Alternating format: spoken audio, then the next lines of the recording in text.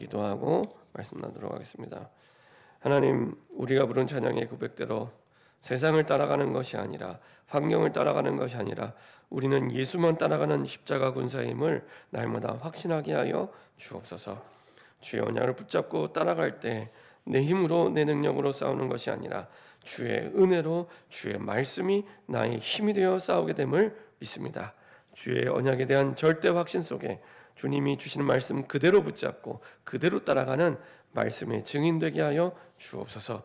하나님이 주신 말씀을 그대로 붙잡고 할 때 우리 생각과 마음을 혼미케 하여 말씀의 확신을 가지고 살아가지 못하게 하는 모든 불신앙과 흑암이 권세 있는 주 예수 그리스도의 능력의 이름으로 완전히 결박받고 떠나가게 하여 주시옵소서. 사단의 괴계에 속지 않고 주신 말씀 그대로 붙잡고 말씀이 주인 되어 따라가는 증인 되게 하여 주옵소서.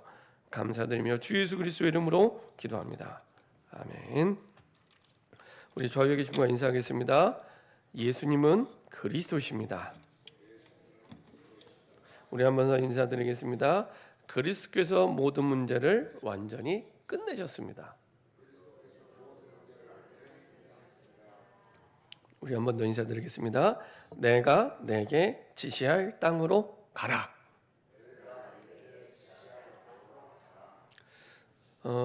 지난주에 그 다락방을 갔는데 어떤 이제 새롭게 오신 분이죠. 이분이 이제 60대 중반쯤 되셨습니다. 근데 이제 이분이 그 얘기를 하시는 거예요. 자기가 이제 한 30년 다니던 회사를 은퇴하고 이제 몇 군데 회사를 다녔답니다. 근데 그 중에 이제 한 군데 이제 그 자동차 부품을 만드는 회사인데 좀 오래된 회사인가 봐요. 이북에서 넘어온 분이 이제 사장으로 계신 그런 회사인데 그 회사에 회장이 있고 명예회장이 있답니다. 회장이 있고 명예회장인데 명예회장의 이제 창업주죠, 창업주. 창업주의 나이가 몇 살이냐? 101살. 예. 그래서 100세 시제가 확실한 것 같습니다. 그래서 뭐 모세는 80에 시작을 했잖아요. 그래서 절대로 내가 나이 들었다 생각하지 마시고 이제 새로운 시작을 하시기 바랍니다. 근데 이분이 노랬던 건 101살인데 회사 출근하고 왔다 갔다 해요. 101살인데. 그리고 이제 그렇게 또 뭐 이렇게 뭐 근검절약하는 뭐 이런 정신이 몸에 배어 있다 그러더라고요. 그래갖고 그렇게 이제 명예회장쯤 되면 이제 101살이면 무슨 남은 뭐가 있겠습니까? 충만한 재산을 갖고 있는데 근데 25년 된 외투를 입고 다닌대요. 25년 된. 지금 입고 계신 옷은 몇 년 되셨습니까? 25년 된 외투를 101살 되신 분이 그 회사에 출근할 때 입고 가신대요. 그러면서 직원들을 또 그렇게 사랑한대요. 직원들을. 그래서 보너스를 주는데 아낌없이 준대요. 보너스를. 그런 회사 다니고 싶죠. 그래갖고 보너스, 그러니까 큰 회사도 아닌데 보너스가 나가면 직원들이 몇백 명 되니까 이렇게 수십억씩 보너스를 주기도 하고. 그래서 이분은 그 회사에서 오래 일하지도 않았대요. 한 6개월 잠깐 기술직인데 이제 어떤 분이 마침 그 분야의 그 기술에 이제 베테랑이 필요해서 잠깐 일하셨답니다. 근데 이제 이분이 그 잠깐 6개월 일하면서 그 101살 되신 명예회장한테 은혜를 받으셨어요. 그래서 60대 중반인데 내가 이렇게 살아서는 안 되겠다 결단하시고 새로운 시작을 하셨답니다. 그래갖고 이렇게 실업급여를 받는 한 6개월 동안 자격증을 한 3개인가 4개 따시고 아무도 안 놀라시는데 6개월 동안 자격증 3, 4개 따르기 쉽지 않잖아요. 포크레인 자격증 따시고 그다음에 지게차 자격증 따시고 보면 몇 가지 이렇게 자격증을 그 사이에 따시고 새로운 시작을 하셨다 그러더라고요. 그 얘기 들으면서 참 사람의 모습을 보고도 내가 아직 나이가 들지 않았구나 라고 생각하고 새롭게 시작을 하는데 하나님께서는 그거보다 더 확실하게 말씀으로 모든 것을 인도하고 계십니다. 사람의 모습을 보고도 새로운 시작을 하는데 하나님은 완전히 새로운 시작을 두고 하나님이 말씀으로 이제 시작을 하게 하시는 거예요. 성경에서 항상 새로운 시작은 언약으로부터 시작이 됩니다. 언약. 그래서 오늘 제목이 내가 내게 지시할 땅으로 가라. 번지수를 알려준 것도 아니에요. 그 되게 이상한 말이잖아요. 우리의 상식과 안 맞는 얘기입니다. 그냥 우리가 하나님의 말씀이니까 그러려니 하고 듣지, 조금 객관적으로 조금 논리적으로 생각을 해보면 우리의 상식과 안 맞아요. 아니, 이사를 가는데 번지수 없이 이사 가시는 분 계세요? 내가 이사를 가는데 어디로 이사를 가야 될지 번지수 없이 이사 가시는 분 계세요? 지금 하나님이 아브라함한테 이사를 가는데 번지수 알려주지 않고 가라는 겁니다. 번지수를 알려주지 않고 이사를 가래요. 근데 신기하고 놀라운 거, 아브라함이 아멘 하고 또 가요. 아브라함이 아멘 하고 믿고 또 가요. 그걸 보고 절대 믿음이라고 얘기합니다. 눈에 보이는 것을 믿는 걸 믿음이라고 얘기하지 않고요. 눈에 안 보이는데 하나님의 신 말씀을 절대 언약으로 붙잡고 믿은 거예요. 나중에 우리가 봤던 말씀 뒷부분에는 이제 그 땅이 나타나죠. 7절에 보면은 여호와께서 아브라함에게 나타나 이르시되 내가 이 땅을 정확히 딱 이제 번지수를 알려주시는 거죠. 저 땅을. 그래서 정확하게 딱 그 땅을 시작합니다. 그 땅이 어떤 땅입니까? 가나안 땅. 이 땅을 내 자손에게 주리라 하신지라. 자기에게 나타나신 여호와께 그가 거기서 제단을 쌓고. 그러니까 땅을 정확하게 나중에 딱 가르쳐 주세요. 그렇죠? 우리가 하나님의 말씀을 믿고 시작할 때 하나님의 딱 시간표가 되면 정확하게 그 부분을 말씀하게 하시고 깨닫게 하십니다. 보여주세요. 사실은. 그래서 아브라함이 절대 믿음을 가지고 인도받습니다. 근데 대부분은 그렇게 생각 안 하잖아요. 우리가 막연하면 하나님의 말씀대로 안 하고 내 인본주의가 나오게 됩니다. 내 인본주의가. 그래서 내가 생각하는 대로, 내가 판단하는 대로, 지금 번지수가 없으니까 어떻게든지 번지수를 만들어서 이렇게 뭔가를 해요. 그게 아니라 하나님이 주신 말씀 그대로, 말씀이 가는 만큼만 가면 됩니다. 말씀이 가는 만큼만. 그래서 말씀이 가는 만큼만, 내게 주시는 말씀만큼만, 더 가는 것도 아니고 덜 가는 것도 아니고 말씀이 가는 만큼만 딱 가는 것. 그렇죠? 말씀대로. 자, 이렇게 아브라함에게 새로운 시작을 하게 하시죠. 그래서 서론적으로 보면은 이제 바벨탑 사건 때문에 하나님께서 그 모든 사람들을 온 지면으로 흩으시죠. 흩으시는 이유는 이제 다른 이유가 아니라 원래 하나님은 세계복음화 하는 게 하나님의 뜻인데 안 흩어지는 거예요. 초대교회의 모습이랑 똑같죠. 어마어마한 성령 충만을 받았는데 선민사상을 가지고 여기가 좋사오니 예루살렘을 떠나지 않고 그냥 머물러 있는 거예요. 그래서 나중에는 안 가니까 핍박이라는 도구를 써서 흩으시죠. 그래서요, 혹시 나에게, 하나님의 자녀인 나에게 문제가 와 있다고 하면 그 문제가 진짜 문제가 아니고요, 그 문제에 담겨진 하나님의 속뜻을 꼭 확인하셔야 됩니다. 하나님의 속뜻, 하나님의 숨겨진 계획, 그거 꼭 확인하셔야 돼요. 그래서 그리스도 안에는 우리에게 절대로 문제는 문제가 되지 않습니다. 그래서 매 주일마다 지금 몇 년째 인사하고 있잖아요. 어떻게 인사해요? 예수님은 그리스도십니다. 그리고 나서 또 인사하잖아요. 그리스도께서 모든 문제를 완전히 끝내셨다고. 그렇죠? 제가 이거를 우리 교회 와서 매주 3년 이상 인사하는 이유가 있습니다. 돌아서면 까먹으니까요. 문제 오면 까먹으니까요. 아닌데 끝. 한 글자만 기억하셔도 됩니다. 끝.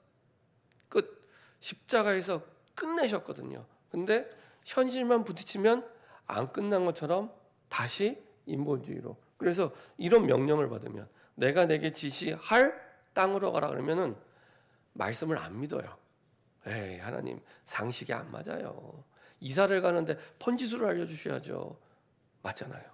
그게 객관적이잖아요. 하나님의 말씀보다 그게 객관적이잖아요. 그게 논리적이잖아요. 근데 하나님 그렇게 말씀 안 하세요. 내가 내게 지시할 땅으로 가라. 그렇죠? 그 말은 하나님을 정말 믿어? 너 정말 하나님 믿어? 진짜 나 믿어? 그거 계속 질문합니다. 진짜 나 믿어? 신앙 생활을 하고 있잖아요, 우리가. 그 믿음 생활이잖아요. 근데 진짜 나를 믿어? 그 얘기를 하시는 겁니다. 우리가 앞부분에 창세기를 크게 창세기가 1장부터 50장까지로 되어 있는데요. 두 부분으로 나누어지게 됩니다. 첫 부분이 1장부터 11장까지예요. 여기에는 대표적인 네 가지 사건이 나오게 됩니다. 그리고 12장부터 50장까지는 대표적인 네 사람이 나오게 돼요. 이게 창세기입니다. 근데 그 네 사건이 뭐냐? 서론에 나와 있는 하나님이 온 우주 만물을 창조하셨다는 거예요. 그게 첫 번째 사건.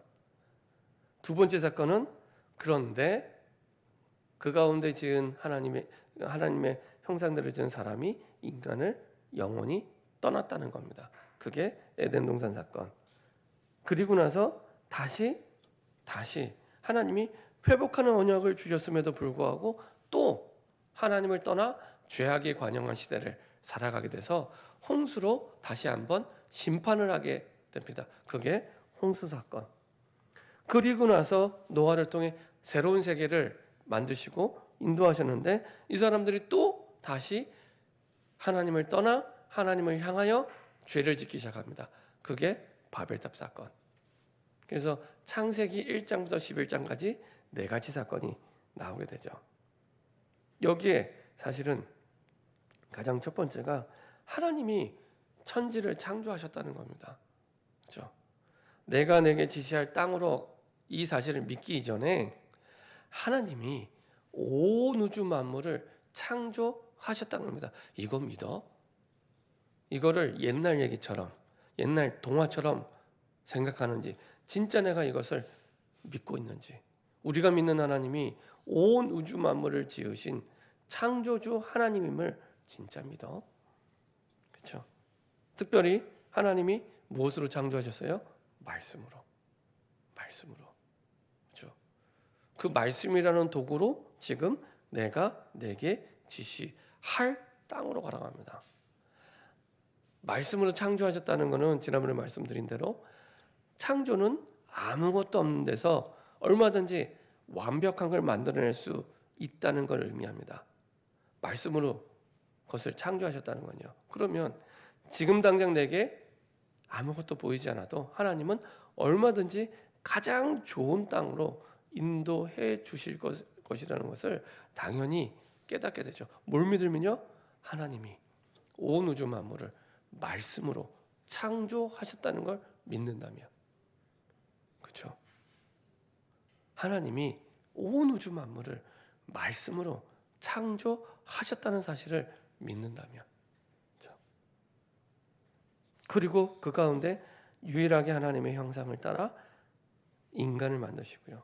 여기는 하나님이 우리에게 어마어마한 하나님의 축복을 예비두고 신분과 권세를 처음부터 주셔서 하나님이 인간을 축복해 주신 거죠. 생육하고 번성하고 땅에 충만하라. 땅을 정복하라. 그렇죠? 그리고 다스리라.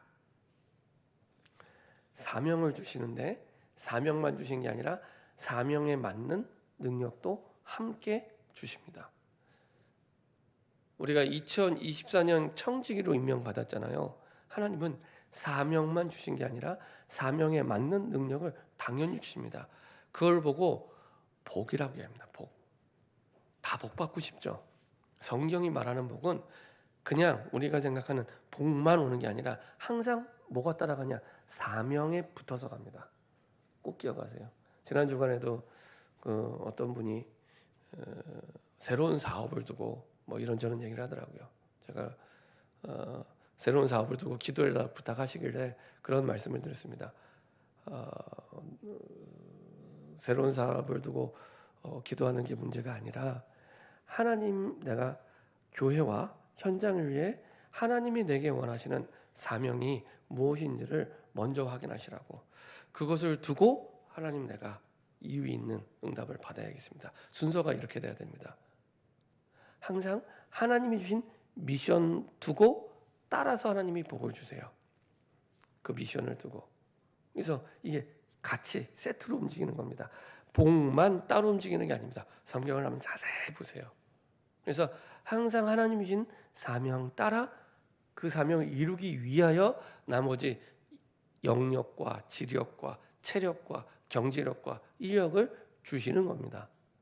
그렇죠? 그냥 영역, 지력, 체력, 경쟁, 인력을 따로 주시는 게 아니라 하나님이 주신 사명에 붙여서 주시는 겁니다. 그래서 그분께 그런 말씀을 드렸습니다. 교회와 현장을 위해 하나님이 원하시는 사명이 무엇인지를 먼저 확인하시고 거기에 맞춰서 이것을 이루는 능력을 달라고 기도하시면 됩니다. 그렇죠? 이게 성경적인 하나님의 복을 누리는 하나님의 방법입니다. 이게 그렇게 따라가게 되어 있습니다. 자, 이렇게 하나님이 만들어 놓으셨는데 드디어 에덴 동산 사건, 하나님을 떠나게 되죠. 이게 지금의 우리의 문제, 사실은 근원이 여기에서 시작이 됩니다. 그래서 하나님을 떠난 문제가 해결되지 않으면 그 어떤 문제도 해결되지 않습니다. 사실은 다 수박의 겉핥기가 되는 거죠. 하나님을 떠난 문제가 우리 인생의 진짜 문제가 맞다면 이 모든 문제 해결책은 그리스도밖에 없습니다. 이거는 우리가 계획을 세워서 문제를 해결할 수 있는 답이 아닙니다. 그래서 하나님이 먼저 아담 하와를 부르셔서 먼저 해결책을 주셨죠. 자,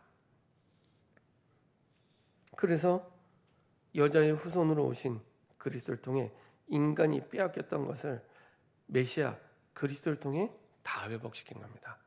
그래서 문제의 종류가 다른데 항상 답이 같아요. 꼭 기억하시기 바랍니다. 문제의 종류가 달라요. 사람도 다르고 시대가 다르고 환경이 다르니까 어쩔 때는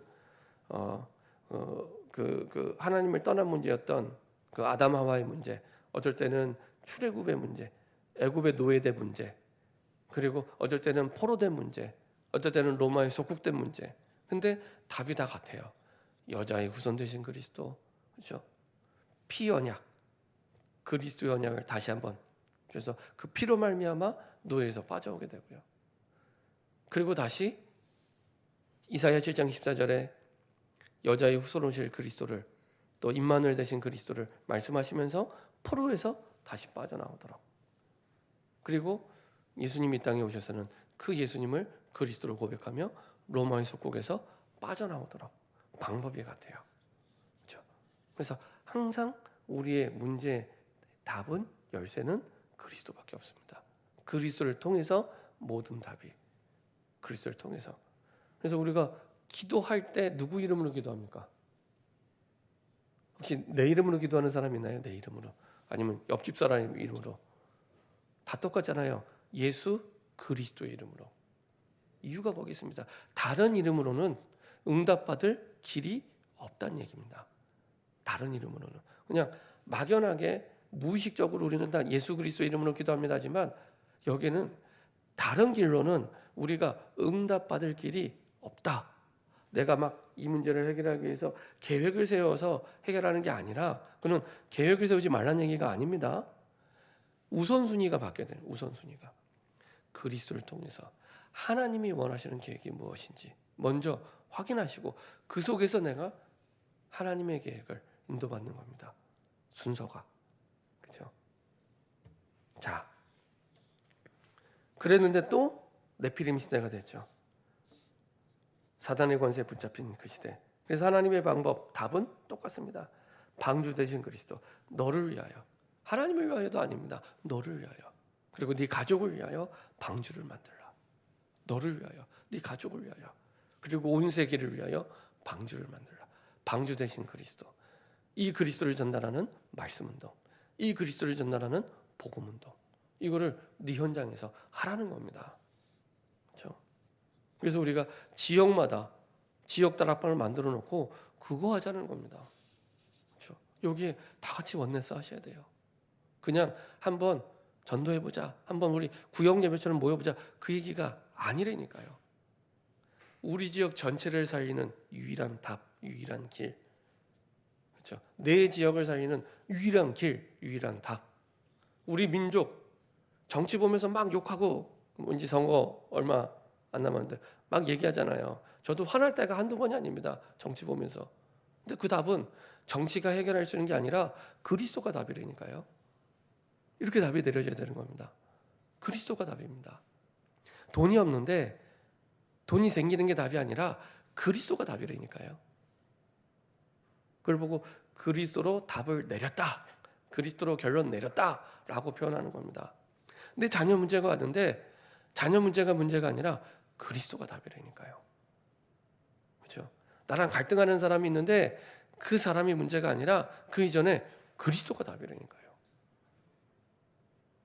갈등하는 그 사람이 문제였으면 다윗은요 벌써 죽었겠죠. 장인어른이 군사를 동원해서 쫓아다니면서 죽이려고 했잖아요. 갈등 정도가 아니라. 근데 다윗이 사울을 죽였나요? 죽일 수 있었는데 안 죽였어요. 기름 부어 세운 왕이기 때문에, 하나님이 기름 부어 세운 주의 종이기 때문에 죽이지 않았어요. 죽일 수 있었는데. 그렇죠? 얼마나 인간적으로 보면 얼마나 싫었겠습니까? 아니 내가 사위인데 장인어른이 군사를 데리고 죽이려고 하는데, 이해되세요? 장인이 미쳤죠. 그죠? 그죠? 근데 우리는 내 직장에서 아니면 내 삶의 현장에서 싫어하는 사람 있잖아요. 근데 답을 그리스도에서 구하지 않아요. 딴 데서 구해요. 답이 안 되는 겁니다. 해보셨잖아요. 정말 답이 되던가요? 안 되잖아요. 그리스도가 답이라니까요. 그렇죠? 성경은 반복해서 계속해서 그리스도만 답이라고 말씀하고 있습니다. 사건은 달라요. 에덴 동산 사건, 홍수 사건, 바벨탑 사건, 사람도 다르고 사건도 달라요. 답이 같아요. 그렇죠? 이쯤 되면 이제 눈치채셔야 됩니다. 아, 문제가 다르다고 답이 달라지는 게 아니구나. 그렇죠? 문제가 달라진다고 답이 달라지는 게 아니구나. 성경대로.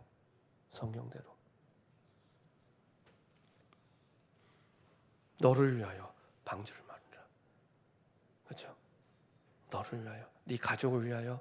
그래서 우리 집에서 말씀 운동이 될 수 있도록, 우리 집에서, 우리 지역을 위해, 우리 가족을 위해, 나를 위해. 그렇죠? 우리가 지역 다락방을 단순히 그냥 성경 공부 한번 해보자 그 얘기입니다. 너를 위하여, 나를 위하여, 우리 가족을 위하여, 그리고 우리 지역과 민족과 세계를 위하여 방주 운동하는 겁니다. 자, 또 하나님을 떠나고 바벨탑 사건을 만들자. 우리 이름을 내자. 온 지면에 흩어짐을 맞아. 하나님의 언약과 반대되는 얘기를 하는 겁니다. 흩어져서 모든 민족 만민 땅끝까지 가서 복음 전해야 되는데, 예루살렘과 온 유대와 사마리아와 땅끝까지. 그 반대로 계속. 근데 그게 죄라는 걸 모르고 지금 하는 겁니다. 그만큼 사실은 하나님을 떠나 거기에 잡혀 있는 겁니다. 그래서 하나님은 또 그 시대를 살리기 위해 노아를 부르셨던 것처럼 한 사람을 부르십니다. 그 사람이 아브라함입니다. 그래서 지난번에 족보 얘기를 계속한 거예요. 족보 얘기를. 그래서 그 언약의 후대 가운데 아브라함이, 여기는 이유가 있습니다. 아브라함에서 끝나는 게 아니라 아브라함의 후손 가운데 다윗이, 그리고 다윗의 후손 가운데 누구요? 이 땅에 그리스도로 오실 예수께서. 이게 마태복음 1장이잖아요. 그래서 족보 얘기를 하는 겁니다. 모든 게 답이 되신 그리스도의 딱 방향이 맞춰져 있습니다. 한결같이. 그래서 누구든지 그리스도가 들어가게만 하면, 그리스도로 하나님의 자녀가 되면 운명이 바뀌는 겁니다. 제가 지난주에도 다락방에서 얘기했습니다. 세상에 우리 운명을 바꿀 수 있는 게 있습니까? 그 누구도, 어떤 훌륭한 사람도, 대통령도 운명을 바꿀 수 없습니다. 그렇죠? 근데 그 운명을 바꾸는 길이 있습니다. 그게 바로 그리스도예요. 그렇죠? 얼마나 감사합니까?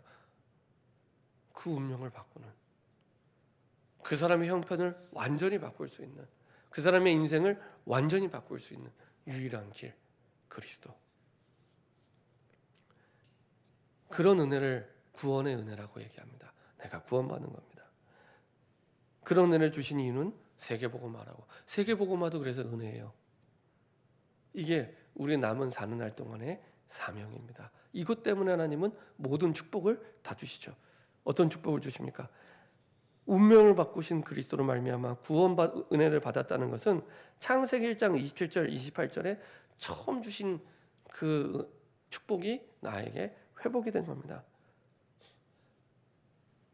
생육하고 번성하고 충만하고 정복하고 다스리는, 내가 문제에 잡혀 사는 게 아니라 정복하고 다스리는, 그렇죠? 땅 끝까지 세계복음할 수 있는 신분과 권세가 회복이 된 겁니다. 로마서 8장 2절 완전히 영원히 단번에 모든 죄와 문제에서 해방. 완전히 영원히 단번에.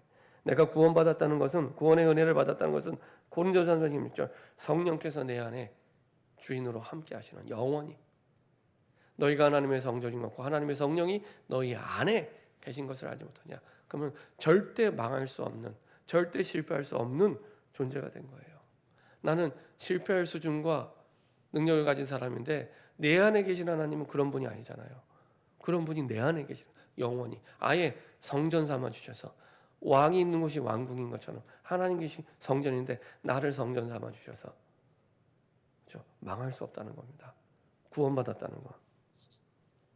요한복음 14장 16절 이제는 내가 문제를 만나고 어려움을 만나면, 그리고 내 미래를 두고 몸부림치지 않아도 돼요. 성령의 인도 받으면 됩니다. 성령의 인도. 주인이 그리스도가 돼서 말씀 따라가는 걸 성령 인도 받는다고 얘기합니다. 주인이 내가 아니라, 그 말은 내가 결정하고 내가 판단하는 게 아니라 그리스도가 되셔서 말씀 따라서 결정하고 말씀 따라서 판단하는 겁니다. 꼭 기억하세요. 그걸 보고 성령 인도 받는다고 합니다. 성령 인도. 그렇죠? 이거는 하나님께 진심으로 한 번만 질문하고 주신 답을 가지고 인도받으면 됩니다. 그렇죠? 성령 인도받을 때 성령의 축복과 응답을 누리게 되죠. 요한복음 14장 20절 성령께서 모든 삶에 동행하시면서 가르쳐 주시고 깨닫게 하시고 인도하시죠. 그리고 사도행전 1장 8절 하나님께서 위로부터 주신 능력으로 기도에 응답하시고 역사하세요. 이거는 하나님의 자녀, 구원에 받은 하나님의 자녀만 가능한 일입니다. 지난주에도 청년 한 명 예수님 영접했는데 그 얘기했습니다. 이제부터 네가 예수의 이름으로 기도하면 반드시 하나님이 응답 주신다 얘기했어요. 혹시 네 기도 제목이 틀리면 기도 제목을 바꿔가면서 고쳐가면서 반드시 응답을 주신다 얘기했어요. 하나님의 자녀에게만 있는 특별한 은혜, 특별한 권세입니다. 예수의 이름을 부르면 불신자가 부를 수 있을까요? 없다니까요. 그런 생각조차 안 합니다. 예수의 이름을 부르면 반드시 기도에 응답하십니다. 그러면 우리가 문제가 오면 기도하면 되잖아요. 기도하면 되잖아요. 응답을 주신다면서요. 기도하면 되잖아요. 근데 기도를 맨 마지막에 해요. 내가 고민하고 그래서 또 내가 걱정하고 내가 염려하다가 맨 마지막에 어쩔 수 없이 길이 안 보이니까 마지막에 기도해요. 그걸 처음부터 하면 되잖아요. 철야기도 와서 하세요. 새벽에 와서 하세요. 가장 안타까울 때가 뭐냐, 문제가 있고 길이 막혔는데 기도의 자리에 없을 때 제일 안타까워요. 제가 어렸을 때 우리 부모님 세대는 안타까우면 와서 엎드리라고 했는데 엎드리지도 않아요. 그게 더 안타까운 거예요. 기도하면 응답 주시는데. 금요 기도에서 엎드리면 되잖아요. 새벽에 와서 엎드리면 되잖아요. 그 모습을 못 볼 때가 제일 안타까워요. 왜 안 할까? 기도하면 응답이 오는데 왜 안 할까? 라는 생각을 할 때가 참 많습니다. 그때는요, 같이 함께 기도하면서 엎드리면 돼요.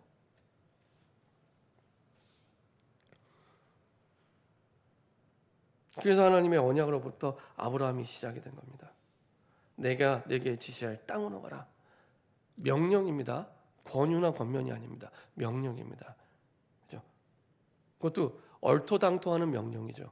번지수도 알려주잖아요. 근데 하나님의 말씀을 정말 하나님의 말씀으로 받은 겁니다. 믿음의 조상인 아브라함에게 하나님은 모든 것을 처음부터 주셨습니다. 참 복음 가진 자에게 하나님이 모든 것을 처음부터 다 주시고 시작하셨어요. 마태복음 10장 1절 보면은 예수님이 전도 현장에 둘씩 제자들을 내보내십니다. 처음부터 아무것도 가져가지 마라. 그 말은 책임지겠다는 얘기입니다. 두벌옷도 신발도 전대도 돈 지갑도 가져가지 말래요. 하나님이 책임지십니다. 어떻게 해요? 기도하면서 예수의 이름 부르며 책임지십니다. 그렇죠? 마가복음 3장 13절 15절 내가 너희와 함께. 그 이유 내가 너 불렀으니까. 하나님이 지금 아브라함을 부르신 거예요. 그래서 부르신 분이 책임지겠다는 겁니다. 근데 그분이 어떤 분이에요? 믿을 만한 분인가요, 정말? 맞잖아요. 천지 만물을 창조하신 분이잖아요. 그렇죠? 자, 어떤 상황 속에서 아브라함을 부르습니까? 갈대아 우르에서 우상 숭배 상황에서 부르신 거예요. 창세기 3장 하나님을 떠나 언약을 잃어버리고 삶을 살고 있을 때, 노아 시대의 사람들과 똑같은 삶을 아브라함이 살고 있을 때, 바벨탑을 쌓는 사람들과 똑같은 삶을 살고 있을 때, 한마디로 불신앙 가운데 있는 아브라함을 부르신 거예요. 우상 동네, 갈대아 우르 우상 동네, 이방인의 땅이고 우상 동네. 가나안 땅으로부터 약 700km가 떨어져 있는 땅입니다. 그렇죠? 옆 동네가 아닙니다. 거기서 나오라는 거예요. 왜 부르셨을까요? 에베소 1장 3절, 1장 10절 영원한 축복을 위해 하늘의 신령한 복을 누리게 하기 위해서 부르신 거예요. 이제는 본토 친척 아비 집을 떠나 내가 내게 지시할 땅으로 가라. 우리가 언제 이러한 축복을 누리게 됩니까? 하나님이 완전한 계획과 완전한 축복을 가지고 우리를 부르셨다는 사실을 믿을 때, 아브라함은 이걸 믿었어요. 하나님이 완전한 계획과 완전한 축복을 가지고 부르셨다는 걸 믿었어요. 그래서 700km나 떨어진, 그것도 제 입장에서 700km라는 걸 알죠. 아브라함은 그것도 몰라요. 번지수도 모르고 몇 킬로 떨어지는지 몰라요. 근데 이걸 믿은 거예요. 완전 하나님께 나를 향한 완전한 계획이 있구나. 그리고 완전한 축복이 있구나. 이거를 믿고 떠난 거예요. 그렇죠?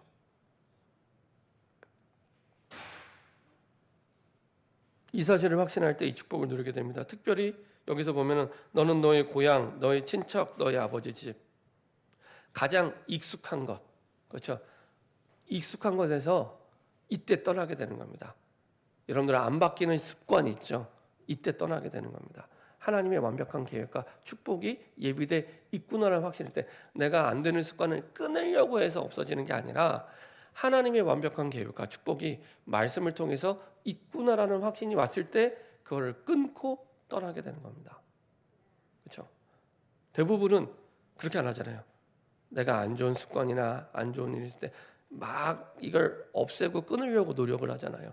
그렇게 해서 끊어지는 게 아니라 하나님이 이거 너머에 완벽한 계획과 축복이 있구나라고 확신이 올 때 내가 이걸 넘어서게 됩니다. 자, 하나님 말씀 창세기 12장 1절 3절을 보면 하나님이 아브라함에게 주신 축복은 하나님의 말씀하신 내가 내게 지시할 땅으로 가는 거였습니다. 하나님이 예비하신 완전한 계획, 완전한 축복이 그러면 무엇입니까? 세 가지입니다. 개인 구원, 가족 구원, 민족과 세계 구원. 그렇죠? 우상 숭배하는 아브라함 개인을 구원하기 위해 하나님이 본토 친척 아비집 그 우상 동네 갈대아 우르를 떠나게 하셨죠. 하나님께서 아브라함을 찾아가셔서 부르신 겁니다. 똑같아요. 아담하와 하나님을 떠났을 때 하나님이 창세기 3장 9절에 먼저 찾아가셔서 부르셨잖아요. 아브라함도 먼저 찾아가셔서 부르신 겁니다. 우리를 구원하실 때 우리가 먼저 하나님을 찾았나요? 하나님이 우리에게 오신 게 먼저잖아요. 그렇죠? 그렇게 부르신 겁니다. 이것이 복음이고요. 당시 아브라함은 우상 숭배, 저주 재앙, 심판의 자리에 있었고요. 이러한 아브라함에게 하나님이 찾아가신 거고요. 여기서 건져내신 겁니다. 아브라함의 과거 문제, 현재 문제, 미래 문제까지 완벽하게 끝내고 건져내신 그걸 보고 구원이라고 얘기합니다. 그리고 아브라함뿐만 아니라 가족까지 구원하시죠. 내가 너로 큰 민족을 이루고 내 가족, 내 자손을 축복하시겠다는 말씀이고요. 하나님의 계획은 우리 개인과 가족과 자손을 살리는 겁니다. 나 혼자가 아니라 내 가족, 내 가문, 내 자손 여기에. 복음은 생명이기 때문에 자꾸 번져나가요.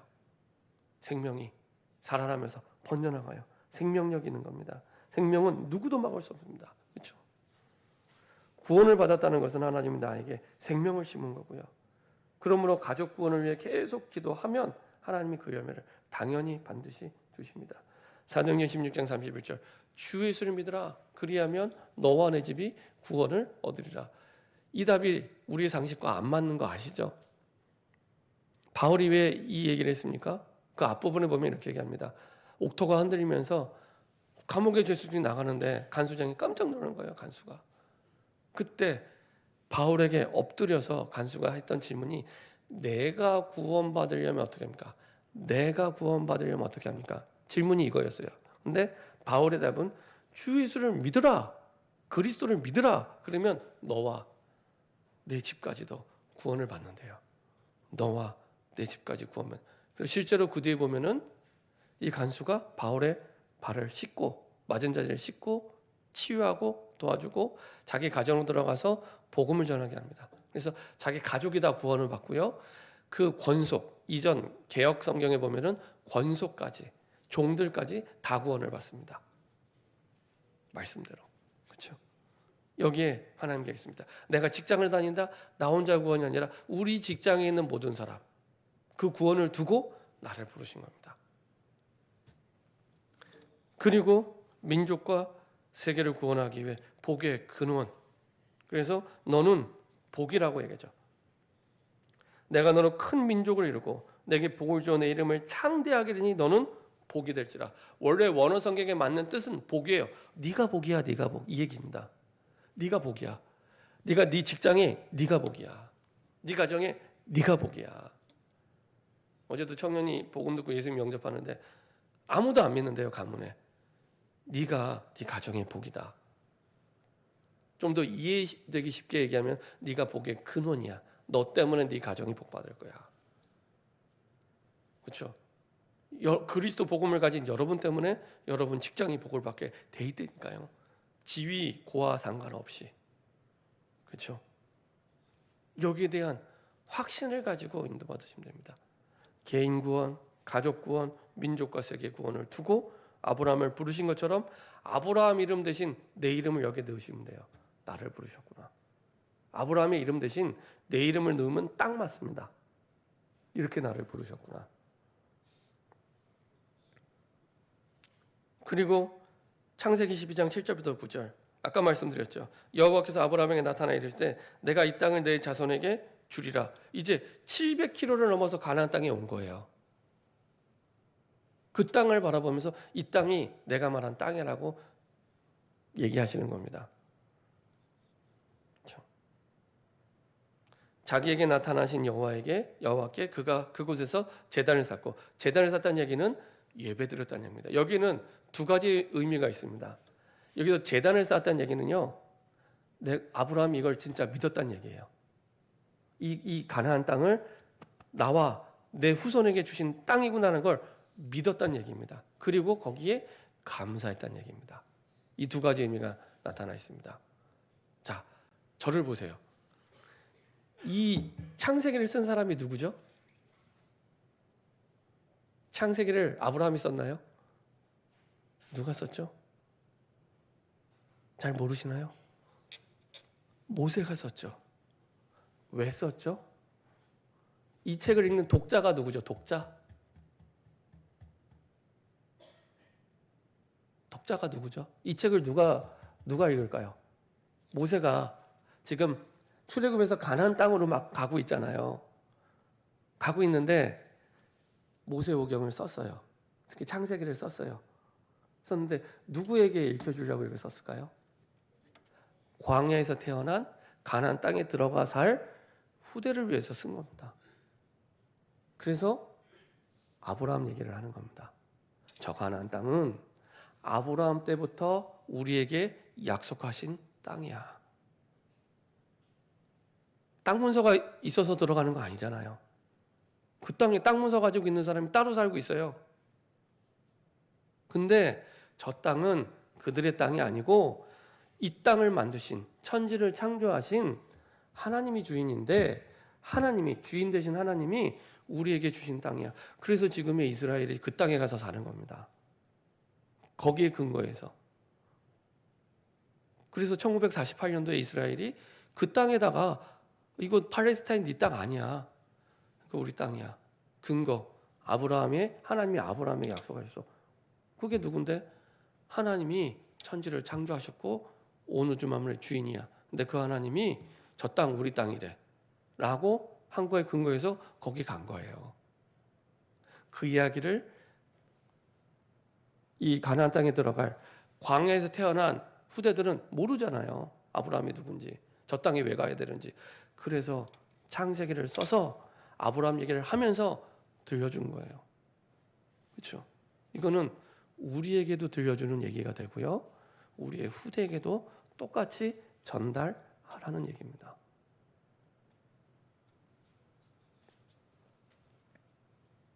아브라함은 이거를 믿었어요. 그래서 앞부분의 서론에서 천지를 창조하신 하나님을 정말 믿은 거예요.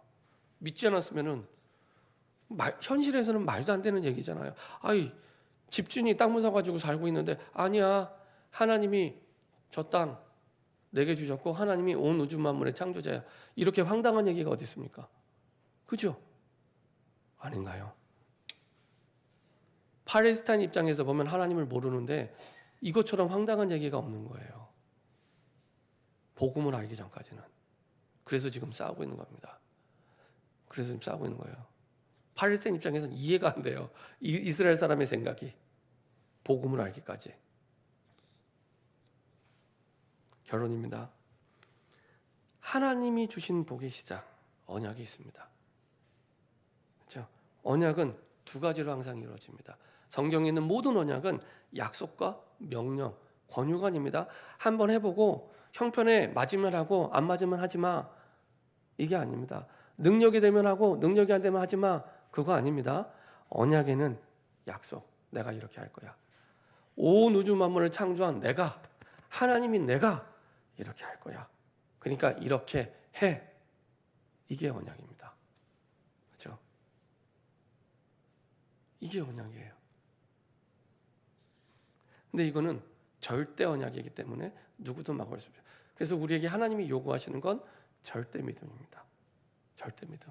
아브라함의 믿음은 어떤 믿음이냐? 절대 믿음이었어요. 절대 믿음. 자, 그래서 내용을 바르게 이해할 때, 언약의 내용을 바르게 이해할 때 우리가 진짜 믿게 되죠. 절대 믿음을 갖게 되죠. 그러면 진짜 불신자에게 꼭 필요한 게 뭡니까? 그리스도가 필요한 거잖아요. 불신자가 왜 죽으며 왜 그리스도가 필요한가? 이 땅에 돈도 많은데 능력도 있는데 왜 망하고 왜 그리스도가 필요한가? 그럼 도대체 그리스도는 뭔가? 이게 제일 중요한 거잖아요. 지금부터 하나님을 위해서 그리스도의 언약 붙잡 우리는 하나님을 계속 누리면 돼요. 어떻게 해요? 내게 주신 7가지의 축복, 성령의 내주인도 역사하심을 믿고, 지금도 온 우주 만물을 다스리는 그 권세를 가지고 흑암을 결박시키고, 그렇죠?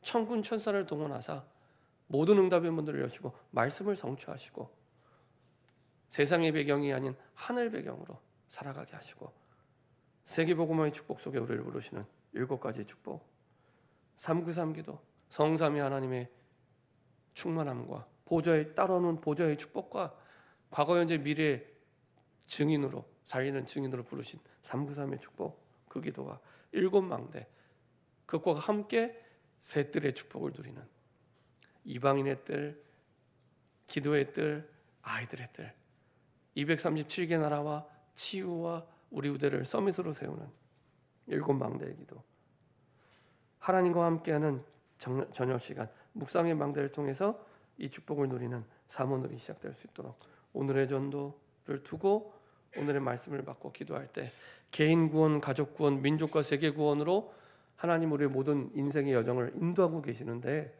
그것을 실제적으로 내가 내 삶에서 확인하고 체험하게 됩니다. 막연한 하나님이 아니라 실제로 체험하고 누리게 됩니다. 이렇게 응답받는 저와 여러분 되기를 소원합니다. 기도하겠습니다. 내가 내게 지시할 땅으로 가라. 주의 언약을 붙잡고 진짜 믿었던 아브라함처럼 절대 믿음을 가지고 인도받는 새로운 시작이 되게 하여 주옵소서. 감사드리며 주 예수 그리스도의 이름으로 기도합니다.